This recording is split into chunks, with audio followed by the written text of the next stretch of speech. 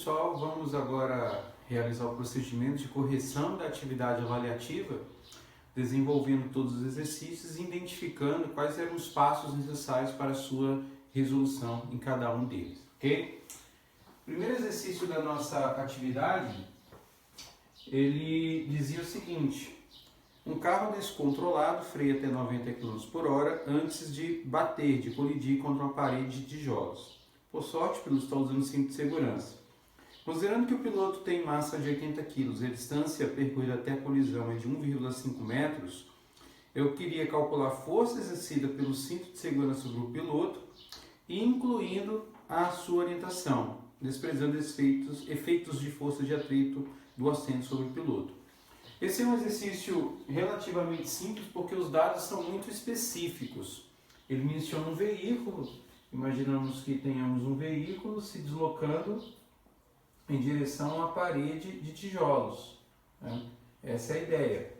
E aí, nesse deslocamento, esse veículo que está a 90 km por hora, ele colide contra essa parede. No momento da colisão, essa velocidade anula-se, porque ele vai estar parado, e nesse percurso de 1,5 metros, né, o que eu quero calcular é a força exercida pela força sobre o cinto de segurança na colisão contra a parede.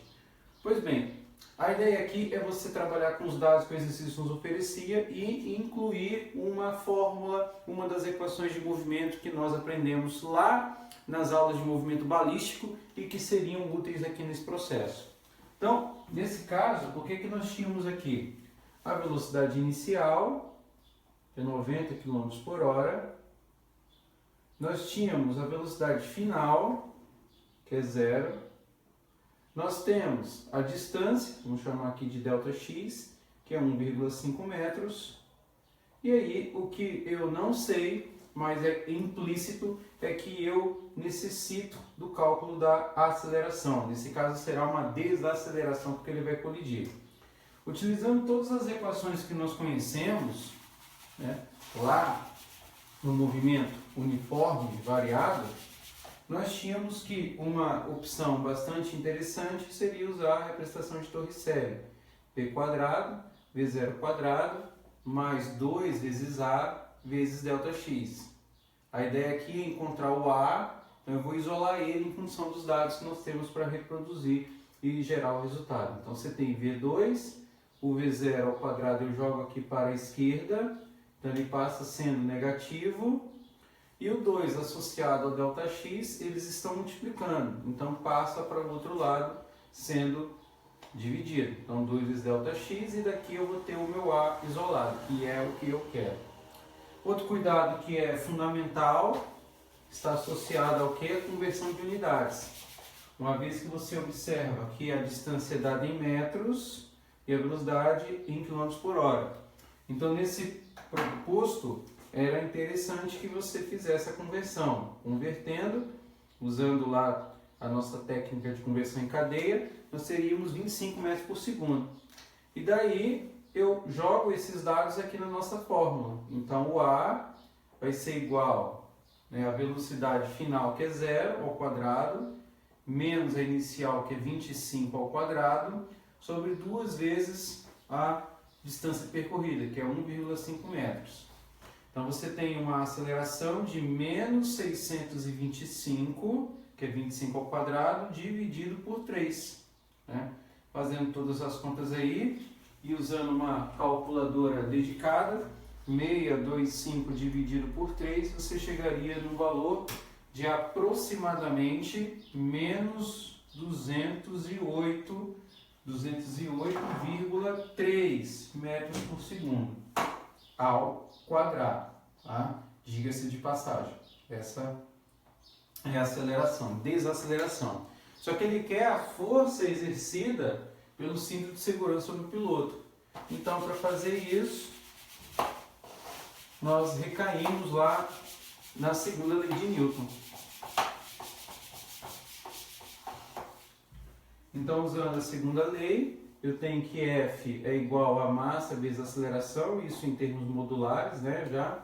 Então, o F vai ser igual a massa, que é 80, multiplicado por essa aceleração que a gente acabou de calcular, que é menos 208,3 de forma aproximada.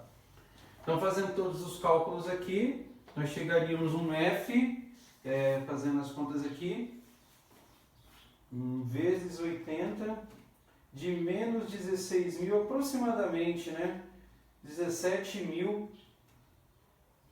newtons, menos aproximadamente, menos 17, né, kN, vamos colocar aqui, kilonewtons, certo?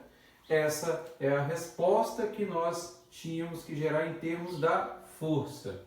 Agora, ele também queria a orientação. O sinal negativo indica que a força aplicada sobre o cinto de segurança é oposta ao movimento do motorista junto ao volante. Ou seja, isso aqui é uma medida de oposição, ou seja, a força exercida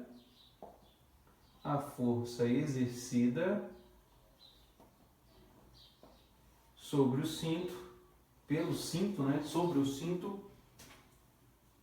sobre o piloto, deixa eu pegar aqui, força exercida, vamos resumir, é oposta ao movimento. Essa que era a representação da resposta quanto à orientação. É isso, chegou aí você resolver o exercício. Então, esse é o primeiro exercício, devidamente calculado. Ok, vamos agora para o segundo.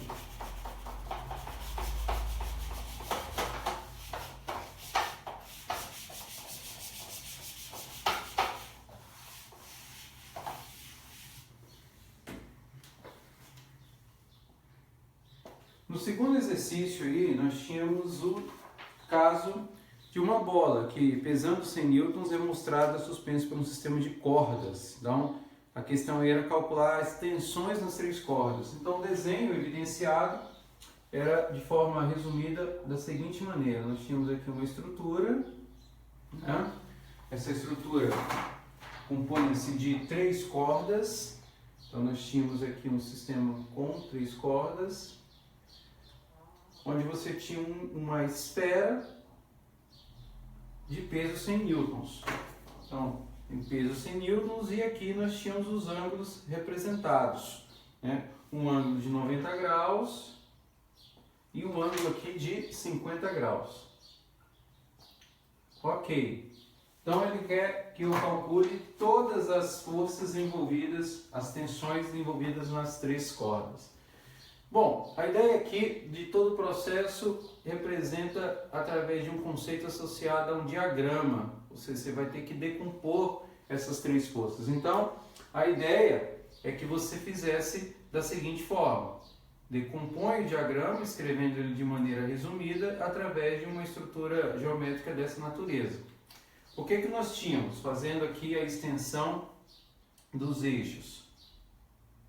Que essa medida de 50 graus por ângulo interno alterno interno também poderia ser representada aqui. Então você tem um ângulo de 50 graus e aqui o que é observado é que é necessário que você decomponha em termos de eixos cartesianos usando as relações trigonométricas conhecidas como seno e cosseno.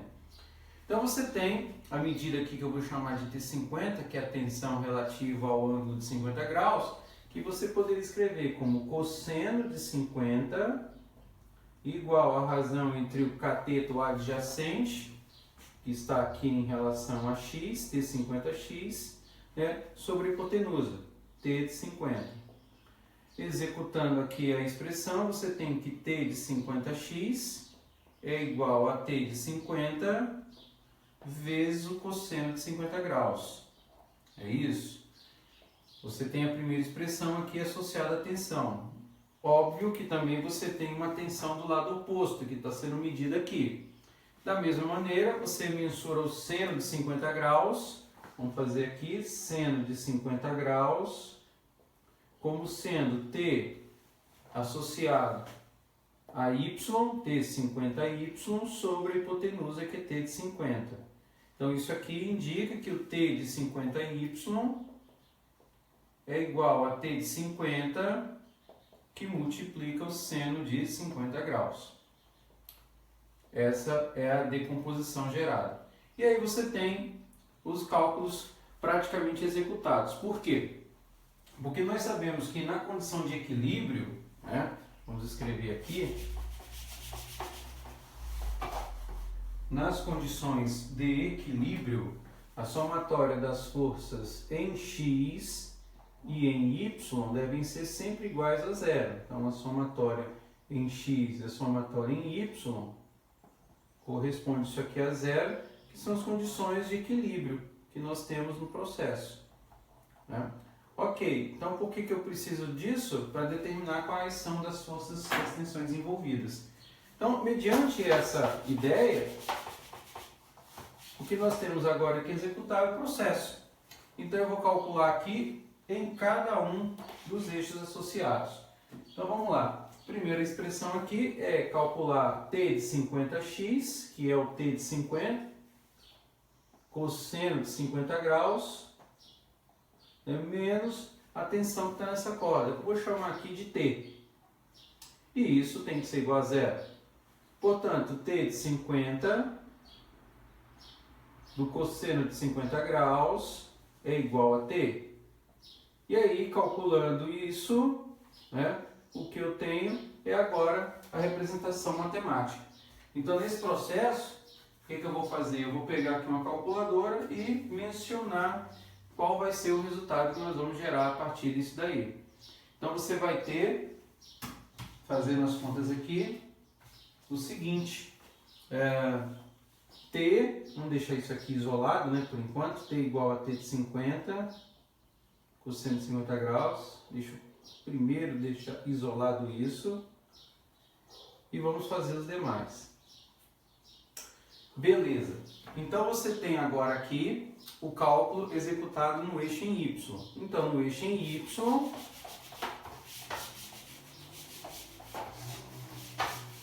nas condições de equilíbrio, você tem t, né, de 50, seno de 50 graus, menos, né, a tensão que é dada pela força peso, igual a zero.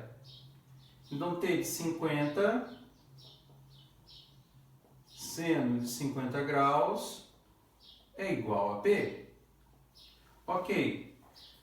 T de 50 pode ser escrito como sendo o quê? Como sendo P dividido pelo seno de 50 graus.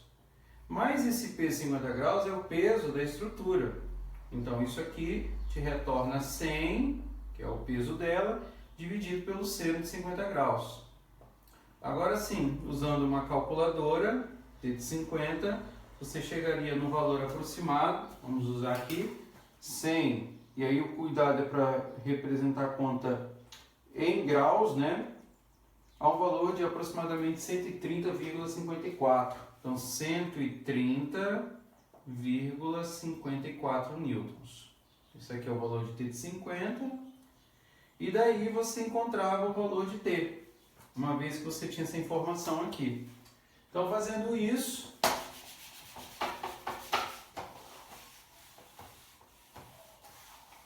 você chegava, né, por substituição, a um T igual a T de 50, que é 130,54, multiplicado pelo cosseno de 50 graus. Fazendo todas essas contas, T vai ser igual aí a 130, né, eu já arredondei, vezes o cosseno de 50, você chegaria no valor aí de 83,9 newtons. Aproximadamente, vamos colocar aqui, 83,90 newtons. Bom, nesse processo você encontrou as três tensões, porque uma é dada pela força-peso, que nós já tínhamos que era de 100 newtons, e as outras duas representadas por 130,54 newtons e a outra por 83,90 newtons. Essa era a resolução do exercício 2 e dessa forma você chegaria na resposta, ok? Vamos agora para o terceiro exercício da nossa listagem, né, que envolve aí uma outra decomposição.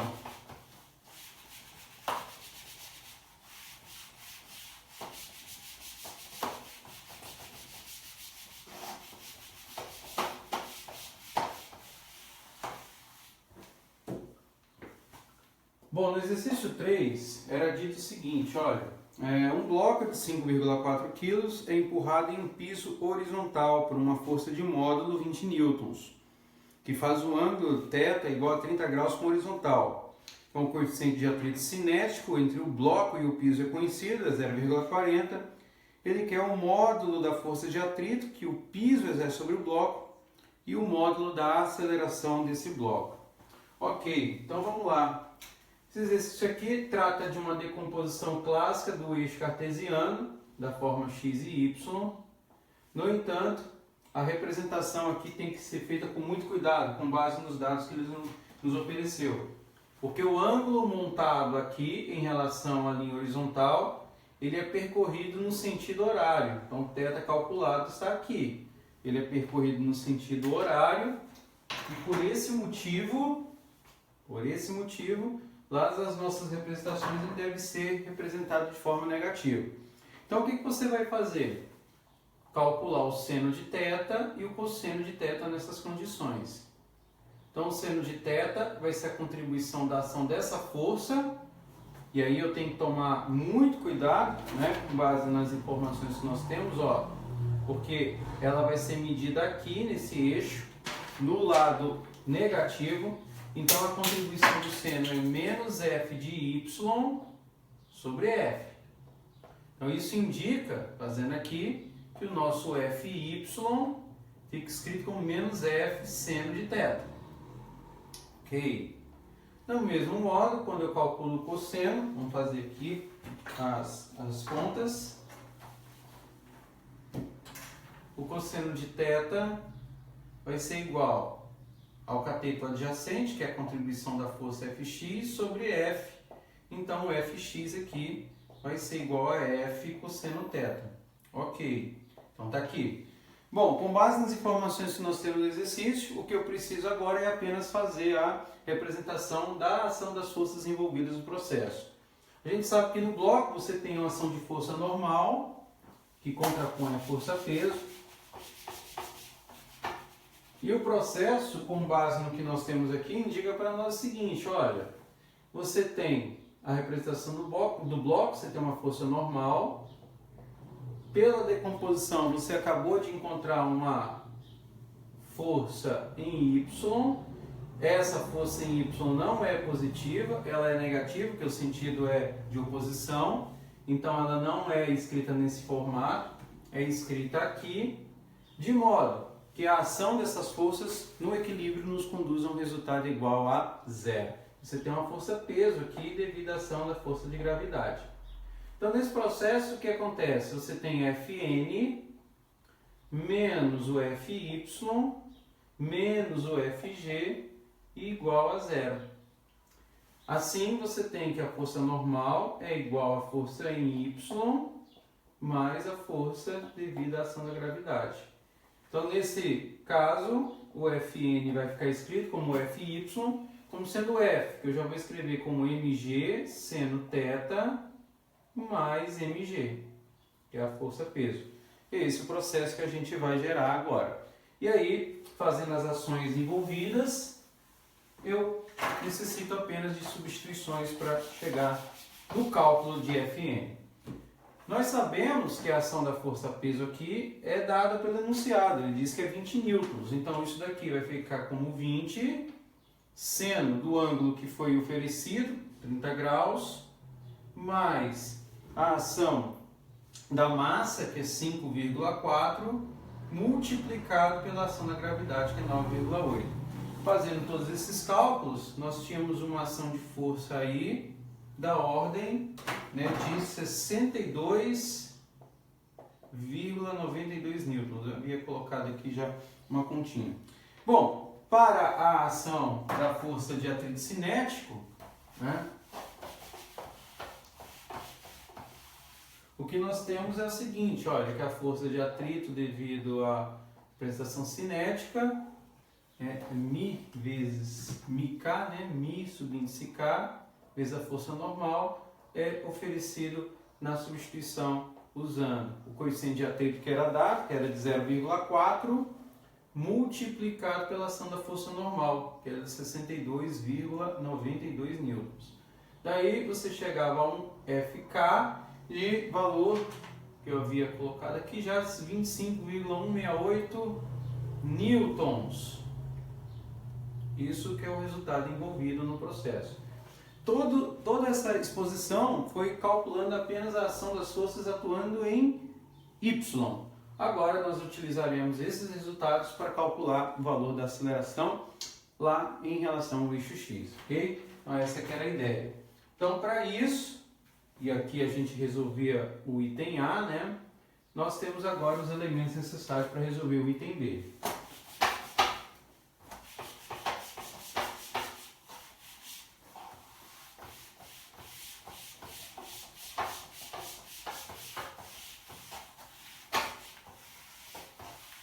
Bom, no item B, ele quer saber o valor da aceleração.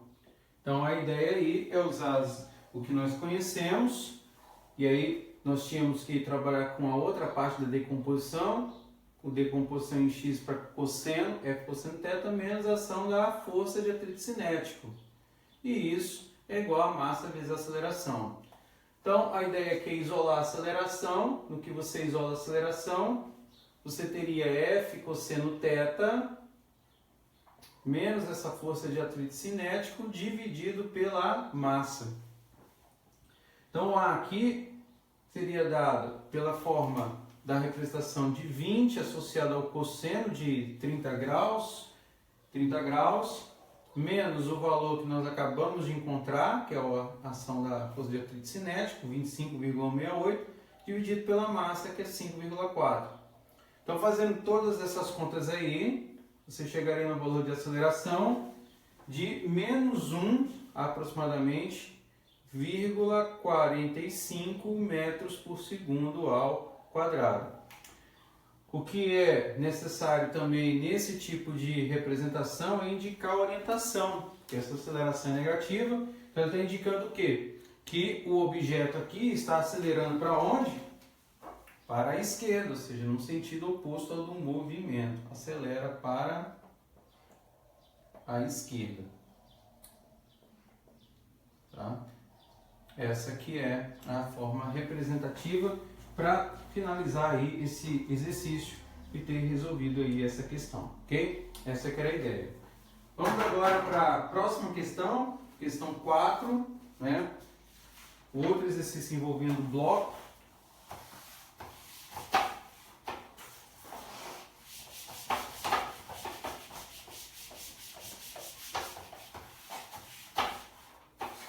Esse aqui, esse não está dando muito certo, tem que ser mesmo.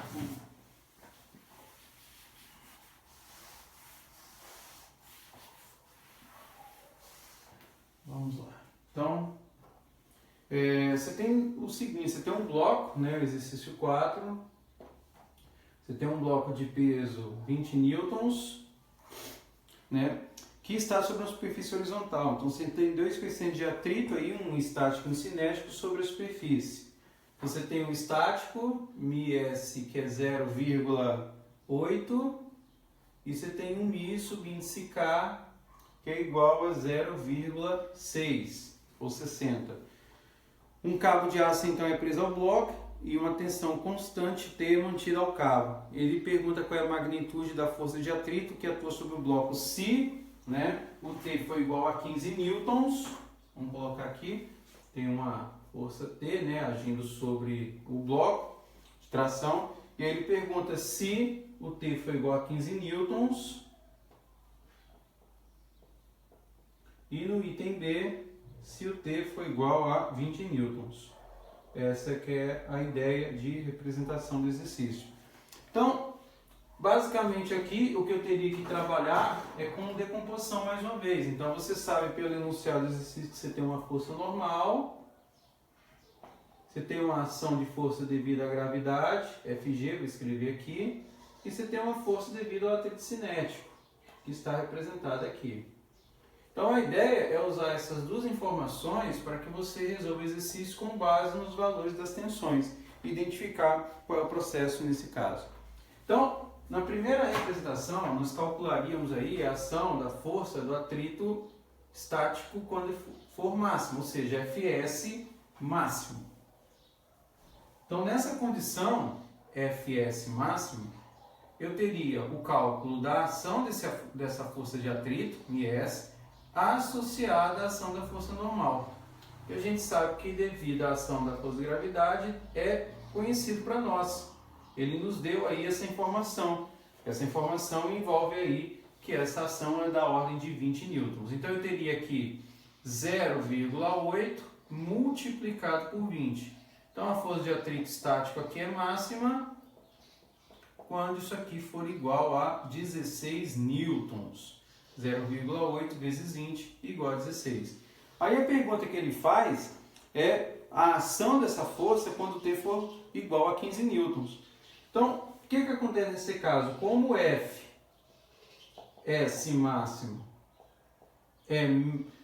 como nesse caso aqui, ó, 0,8, em relação a ele é maior, né, que a tração, então a nossa ação de força aqui, que é a força de atrito estático, vai ser igual à ação da tensão, que é quanto? 15 newtons.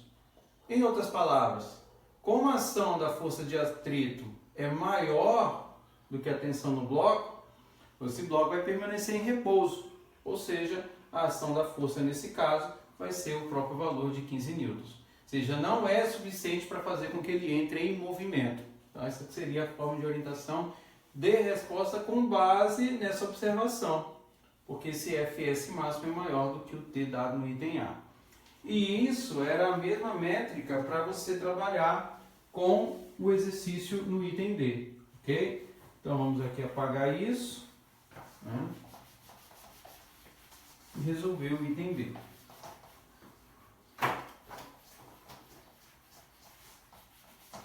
No item B, ele quer calcular isso na condição de que T é igual a 20 newtons. Então nós temos o seguinte, olha, que a força de atrito cinético, o Fk, é igual a μ sub índice K vezes a força normal. Então nesse caso aí, o Fk é igual a 0,6 vezes a força normal, que é 20 newtons. Então o F sub índice Ki é igual a 12 newtons. Então nesse caso, né, o que acontece? Como T é maior que a força de atrito estático máximo, que é de 16 newtons, eu executo a ação através dessa equação. Porque a interpretação toda está associada a essa métrica aqui, ó, T igual a 15 newtons. Por que no item A a força F era igual a 15? Porque o F calculado era 16, maior, não entra em movimento. No caso B, quando ele é maior, então vai acontecer o seguinte, o bloco vai entrar em movimento, então ele deixa de ter atrito estático e passa a ter um atrito cinético. Se esse atrito cinético é conhecido, e no nosso caso é, você tem como calcular a ação dessa força, e essa força é da ordem de 12 newtons. Era essa que era a explicação, porque nesse caso você teria um T maior que Fs máximo. E isso aí resolve para nós o item B e finaliza a questão. Era isso, ok? Vamos agora para a última questão.